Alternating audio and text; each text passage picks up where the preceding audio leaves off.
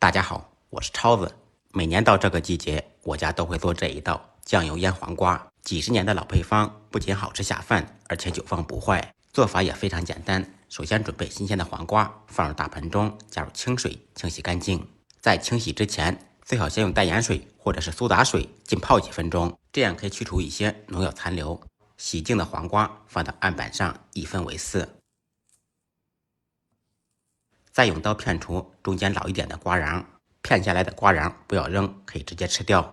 再把黄瓜切成4-5公分的小段，全部切好以后，放到一个大一点的碗中，放入2-3小勺盐，1小勺白糖，用我的双手抓拌均匀，稍微杀下水分，腌制10几分钟左右。黄瓜经过杀水以后更加有韧性，吃起来更加脆爽。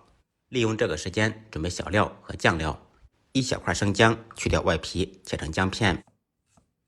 1小把大蒜切成蒜片，大蒜可以稍微多放一点。4-5根小米辣从中间切开，一分为2，全部切好以后放入碗中备用。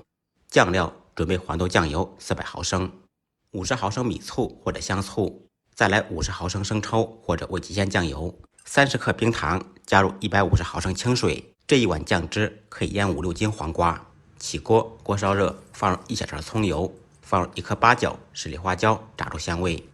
随后倒入刚才调好的酱汁，开大火把酱汁烧开锅，呛出酱油的香味，把冰糖熬化。开锅沸腾以后，关火晾凉备用。在晾汁的过程中，酱汁里面不要进生水。这个时候黄瓜也已经腌出水分了，把腌出来的水倒掉，再加入清水淘洗2遍，洗掉咸味。